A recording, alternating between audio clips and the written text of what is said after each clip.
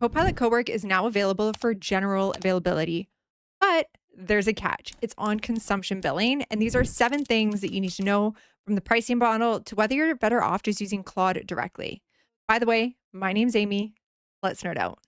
Firstly, what is Cowork? So, Cowork has been part of the Microsoft Frontier program for the last few months, which gives you and your organization access to emerging AI features before they are generally available to the public. So, some of them are, they're not fully tested, and this is an opportunity for you to test out these features and provide feedback. So, Cowork has been a part of this Frontier program. However, Cowork is powered by Claude, which is one of the most powerful AI tools on the market. And you can buy a Claude subscription and then add your Microsoft account into that subscription. But the problem with that is that then we are giving our Microsoft subscription into Claude. So Microsoft said, okay, we will bring Cowork into the Microsoft environment powered by Claude. And now that's in our Microsoft tenant, so it's more secure. Now, Cowork looks kind of similar to the regular Copilot chat area. However, the difference is that we're delegating full-fledged tasks. So you can use a natural language prompt and say, organize my inbox, and then you can step away and Cowork will work through this and organize your inbox for you, or even rearrange your calendar based on priorities. It has been the fastest growing feature in the Frontier program because of its high user satisfaction. So today we are going to be focusing on this usage-based consumption billing. However, there is also a new user interface. So if you would like me to do an updated tutorial on Cowork with this interface, then please drop a comment below. Now let's talk about when these changes are taking place. So Cowork was released to the general public on June 16th. So if you are new to using Cowork, then you are going to be set up on that consumption billing right away. However, if you have been part of the Frontier program and you have already been using Cowork, then Microsoft is giving you a grace period to set everything up and ensure that there is some time for you to plan how you're going to execute this consumption billing. So with that being said, you'll notice here in my Cowork that it says access ends on June 30th. We need to set up this usage-based plan. So July 1st going forward is when that consumption billing is going to be taking place. And there's a lot of parameters and things that come into play.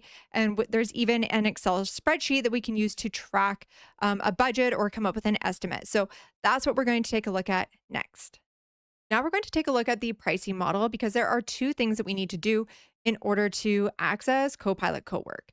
So the first one is we need to have a Copilot Premium license. So from the Microsoft homepage shown on the screen here, on the bottom left, you'll notice that we have M365 Copilot Premium. So this means that we have access to that work IQ, or if you're in that older chat experience, then the work toggle. So this means that Copilot Chat is now grounded in your work environment. And you could say, help me prepare for my next meeting. And then Copilot will go into your calendar, look up your next meeting, and help you prepare for it. So there's a lot of features and benefits that are included with that Copilot Premium license, including the availability inside of 365 apps. Now, I'll touch on some of those features a little bit later as a way that you can utilize those features to keep your Copilot Cowork costs down. The second thing that we need to have set up is pay-as-you-go billing. So this is going to be in addition to your Copilot Premium license. And basically, when you use Cowork to complete a task, it is going to use up a certain amount of credits. And then you are going to be billed on a per credit, which is 1 US cent per credit. But, how many credits is a task going to take? What makes up the number of credits that are used? We're going to dive into all of that next. Now let's take a look at the different components that will impact our credits. These are the different variables that come into a task, right? So we have our model, which is going to be the AI model that is needed for the task at hand, right? Then we have the context. So that's going to be the details about the task, the background information that are going to provide Cowork with how complex this task is going to be. And then next we have the tools. So in this case, the output is create a briefing doc as well as a client ready presentation, and then email Mona and Tim. So that is 3 tasks here or subtasks that are going to be making up this bigger picture. So In this scenario, if it just said create a briefing doc, that number of credits used for this task is going to be less. But because we're creating the briefing doc, creating the presentation, and then sending an email, there's a lot more that goes into this whole task, and it's going to have a longer runtime, which is the final variable. Now, another component that comes into, um, you know, all of these credits is the size of the task. So you can see here that we have light tasks, medium tasks, or heavy tasks. And the estimated credits at the bottom are 100 to 300, 300 to 7, and then over 7. So this is going to be 1 to 3 US dollars, 3 to 7 for this medium type task, or for a very heavy task that's going to be more complex, then we're looking at $7+ So, create a weekly status update, help me prepare for a meeting, analyze 6 months of exported product usage data. So, this is just a couple of examples of the different types of tasks, the different weight that goes into them. Now, the final component that can help you understand or estimate your credits is going to be the personas. So these are going to be the people in your organization that are using Cowork. So Microsoft has identified four major personas. So we have our corporate knowledge workers, and these people are creating documents, they're creating PowerPoint presentations, and they're also creating spreadsheets. Then we have our management and senior leaders, and these people are making more decisions than actually creating. So their usage of Cowork is probably going to be a little bit less. Then we have our customer facing knowledge workers, which is a bit of a balance. And then we have our technical workers, and these workers require deep focus blocks to do their work. They're producing codes, their designs, as well as systems. So this is going to be a much heavier task when it comes to co-work and consumption-based billing. So now that we know all of these variables, next I'm going to share with you a spreadsheet that you can use to estimate some of these costs. Now we're going to take a look at how much this costs. Now that we know those credits, let's see this in action. So this web page here, I'll include a link in the description. But if you search for a spreadsheet, you'll see that we can download a simple spreadsheet to help us estimate our costs for our organizational size. And just note that these estimates are based on the Anthropic Opus 4.8 version. So if we open up this spreadsheet here, then you'll see that I have two scenarios. So the first scenario, I've got 30 employees. You can see up here. Now it's just updating some of these calculations based on those different sizes of tasks. And now it's budgeting for the credits, and it is giving us a monthly estimated budget of $4,577, about $152 per person. So as you can see, this adds up fast compared to with 3,000 employees. Again, we are budgeting about 151, so about the same mark. But of course, on 3,000 employees, we're looking at $454,000. So what can you do to help keep these costs down? Firstly, utilize the features inside of that Copilot Premium license that are already included, because that's going to be your first line of keeping these costs down. I recommend downloading my Copilot Starter Pack, which can just help you get off on the right foot and start using that Copilot chat experience more effectively. Now, the next thing is we can set up some limits within our Microsoft tenant, which is what we're going to look at next. So Microsoft has set up some great ways that we can help budget and manage our costs to help keep things, unexpected. So when we configure this pay-as-you-go billing, under Copilot, under cost management, I can select my billing policy. And you'll see here that we can define some user and groups.